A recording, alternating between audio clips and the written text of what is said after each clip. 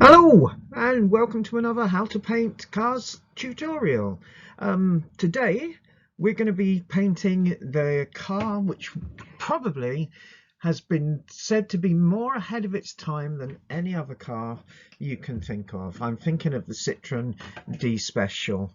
If you've never seen one before, you don't know anything about the DS, the D Special, have a look at the picture and then try and think when you think that car was first produced. Well, actually, it was 1955. Unbelievable when you compare it to a lot of what else was on the road then. Well, just a reminder that if you look on the description of this video, there's a link you can click. If you don't fancy drawing the whole thing, you can print out an outline drawing and colour it, or give it to somebody who you know enjoys colouring, or whatever. So let's make a start. So you can see there I have actually sketched the outline in pencil because it just makes the videos work a lot better, I think. I did it all myself, you can believe that or not, but 'tis true. So we'll start with the headlights now. And there you go. So you've got this arrangement with two headlights very, very close to each other. Although you can't quite see the top of them, that quite flattens out because you've got that strange shape surround there. My friend's dad had a Citroen DS, and I remember riding in it. Can you see we've just started to put, there's like that shape on top of the bumper there, and a little slanting oblong side light underneath the main headlight on the right. Yeah, my mate Abdul Kara, who lived in Caldershore Road in Ealing, his dad had a Citroen DS, and I remember riding in it when we were going on a school trip to Weston-super-Mare, and he took us to Ealing Broadway Station in it, and I was a little bit amazed by the pneumatic suspension. There we are. Can you see you've got the other headlight arrangement on the left there? It's that strange shape which is around the headlight. You don't actually get to see the headlight itself. I've completed the shape on top of the bumper and just curved the left hand end of the bumper round to come back again there. If you've never ridden a Citroen, I don't know any other cars which use a pneumatic suspension, the same hydraulic suspension I should say. Can you see I've just drawn the wing on the left and the bonnet line connecting up. I'll give you a minute or so to look at that, trying to reproduce it. Basically uses hydraulic fluid instead of the springs and shocks that a normal car uses. Now, I never owned a D Special, but I did own a later Citroen which used a similar kind of suspension, and I have to say it never worked properly, which may well be because it was an old car. Can you see I've drawn the bonnet lines in and a bit of trim in the middle of the bonnet coming down to a badge, which is not the straightforward normal Citroen badge actually. And the thing was, the system of the hydraulic suspension was also linked up to the braking system, and it malfunctioned very, very badly one day when I was coming home from London to South Wales with several of my children in the car, and I suddenly realised that the car was sitting a lot lower and the brakes weren't working anymore. And we were 20 minutes away from the service station. So you can see, you can't quite see the bottom. I haven't inked in the bottom of the bumper, but I've inked in part of the bottom of the car there, and also the little circular light just inside to the left of the right hand headlights arrangement there. Just made a couple of little shapes on the bumper. Coming back to the story, parked on the hard shoulder, called the AA, and yeah, eventually they got us home and just put in the bottom of the car there and the left-hand front tyre. So they got us home, and I'm afraid me and the Citroen were never going to get on very well after that. And I sold it fairly soon afterwards. We just couldn't make it work properly, neither me nor our local mechanic. There we are, and we've put the wheel arch in there. Now take that down to the point where the bottom right hand edge of it is directly level with the right hand edge of the bumper. Okay, the bonnet line, which goes just above the right hand headlights, should extend to about the same the place where it's almost directly above the right hand edge of the wheel arch. And it doesn't meet up with the bonnet. You have that strange thing going on with that little line just curving up and away from it. And you're doing well if you've got this far. You've got the basic shape of the front end and the face of the Citroen done. And for once, I've decided that I was going to put the right-hand front tyre in, even though I got into the habit recently of drawing the rest of the car, but I thought I'd just put in the outline of the wheel there. It's kind of like a big, almost squared off, but not quite, capital O there. Unfortunately, that's what happens when you buy second-hand cars. It was a lovely car. It's very comfortable. It drove very nicely, but the hydraulic system just wasn't right, and it was so important to the car. It wasn't something I ever wanted to take risks with again. So you draw in now the left-hand edge and the right-hand edge of the windscreen or windshield. Now, because the car's right-hand side is pointing closer to us, whereas the left-hand side is further away, the slant should be more pronounced on the left-hand edge of the windscreen, with the trim just curving up from the top left-hand corner, but not going down all the way down the side there. Okay, and also the right-hand side not slanting as much to the right, and also maybe going up just a tiny bit further and then curving round. And you can practically see now how you're going to curve the top edge of that windscreen and the trim round, which you've done. I didn't mention as well, but where we ended the wheel arch parallel to the right hand edge of the bumper, we just draw a little bump there where the trim is going to be, and then curve it down and round to meet about between 2/3 and 3/4 of the way down the front tyre, so that it's parallel with the bottom edge of the front of the car. And then we'll just be able to curve that line backwards for the rest of the bodywork.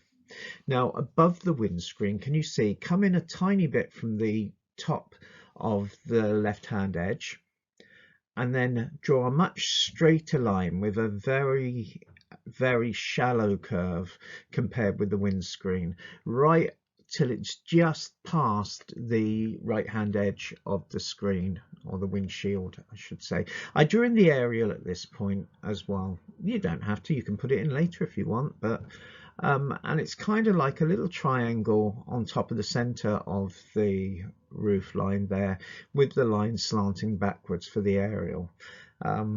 Slant can reproduce the same slant as the right-hand edge of the left-hand edge, sorry, of the windscreen if you like.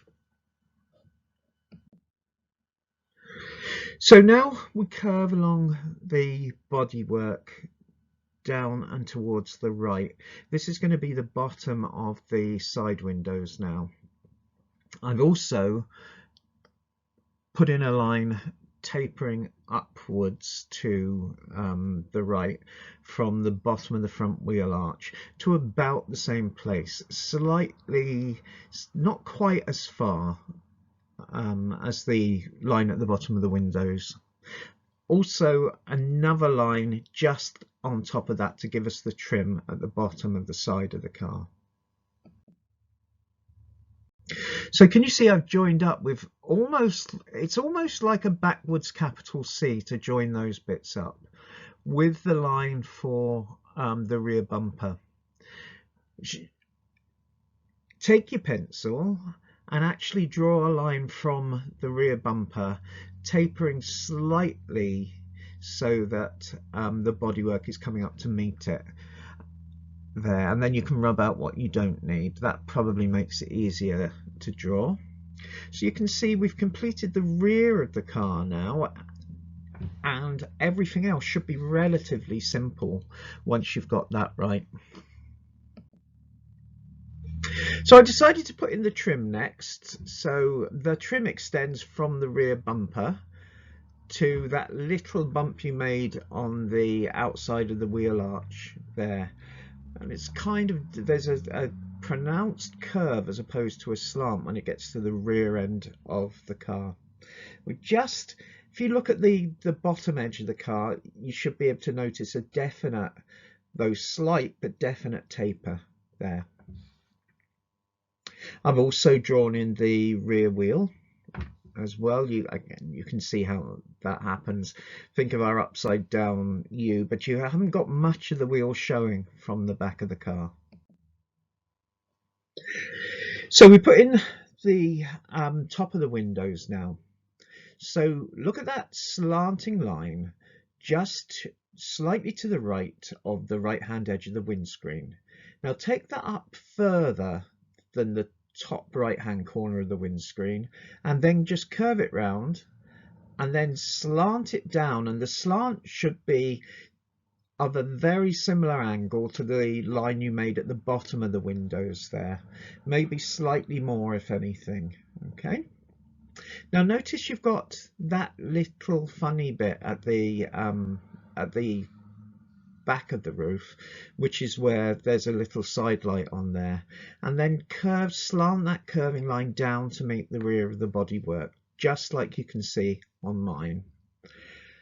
Don't worry if you're thinking it looks like what's on the screen, but it doesn't look like a Citroen DS yet, because we haven't put the top of the roof line in, and that always makes a big difference.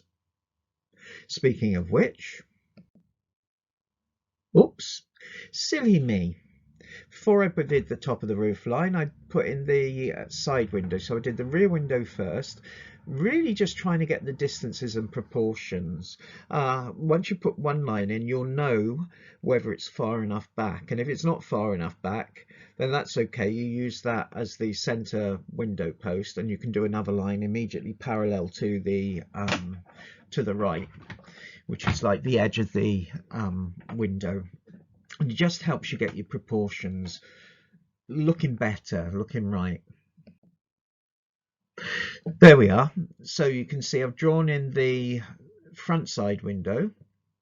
I've drawn in the downward lines to create the doors. I've drawn in the roof line. Now can you see the apex of it is rather to the left of the right hand top edge of the windscreen, and then curving down just to meet the top line, whereas the curve down to meet the rear of the car is a lot more pronounced. Okay, and that's, to be honest, there's your basic outline of Citroen DS. Well, you can add a tiny bit more detail in ink. There we are. I've done the interiors of the car for a change, but that's it. Now this is what you get, ladies and gents, if you want to download an outline drawing for colouring in or for whatever you want. If you click on the link in the description of this video, it'll take you right to the site, and it'll give you the opportunity of printing it off if you want. So we start to add colour now. Now, the main photograph which I used for the body of the car as a reference, that was actually all in black, and it looked good, but I really wanted the classic red and white Citroen DS, which is just like my mate Abdul's dad had. So you can see what I've done there. Purple, violet for the tyres, blue for the wheel arches, and allowed them to spread and mingle a little bit, and just playing with different intensities of the red on the right hand front wing there. Okay, so a lot happened between these. This is all still watercolor. I painted the whole car with a light watery red, and then darkened it by I made the paint mix less watery and applied this on top. And also, if you can see on the two side doors at the bottom, I applied just a touch of violet there, purple, and allowed that to mingle in a bit with the red. I used the most intense, darkest mixture, brightest mixture for the underside of the car underneath the front bumper.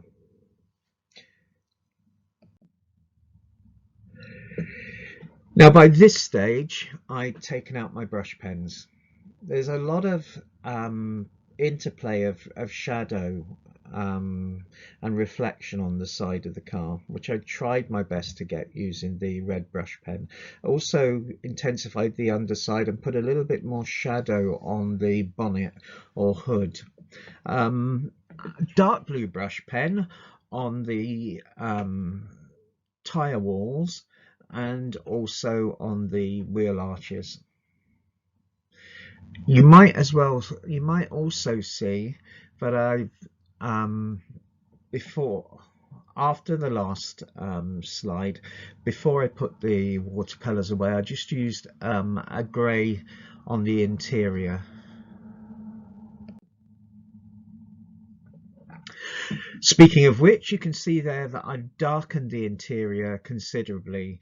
You can see I used the black brush pen to just outline a couple of the windows and the features, and then used the water brush to pick that up and use it to darken the interior. And that's worked quite nicely. I'm not unhappy with that. There's still quite a bit to do on the bodywork though, and I hadn't noticed at this stage, but that intense blue was too much on the wheels and wheel arch. So more darkening going on now, a mixture of purple and brown on the that structure above the front bumper, some black applied just to the underside and spread a bit. Also I used the orange pen to just do that light hanging out off the rear of the roof. Fine liner now to darken the rubber seals of the windows, and also you can see, and I've drawn in the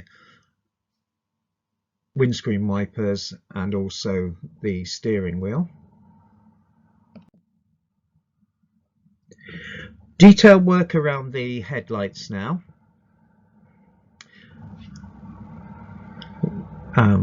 Drawing in the curving vertical lines on the headlights, which is a thing I always like to leave. I've done a little bit of shading underneath the chrome trim on the side as well, and just started to apply black brush pen to the bottom of the front wheel. And it's not looking too bad. We're getting there. Now you can see I did more darkening work on the front wheel. I took the moist water brush and just used it to try and blend the shadows on the side a little bit better, a little bit more effectively. And I thought I'd finished, so I signed the name and put the title on it. And then I realized that's still too blue. The wheel arch particularly is still too blue. So I just did a tiny bit of work on that. And that's our finished picture. Okay, that's the finished D Special.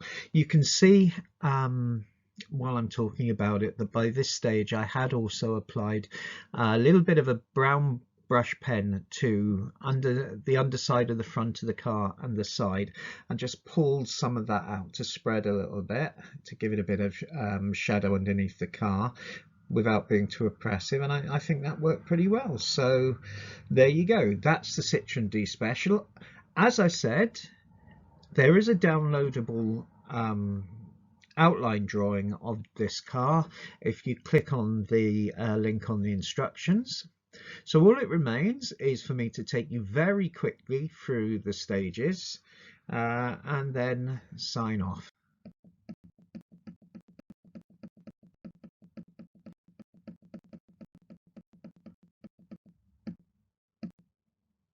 So there we are. That's the car. I really hope you enjoyed this video. If you did, please like and subscribe to my channel if you haven't already done so. If there's a car I haven't done which is your particular favourite and you'd like to see what one of these would look like, why don't you leave a comment and I'll try and do it in a future video. All the best then. Bye.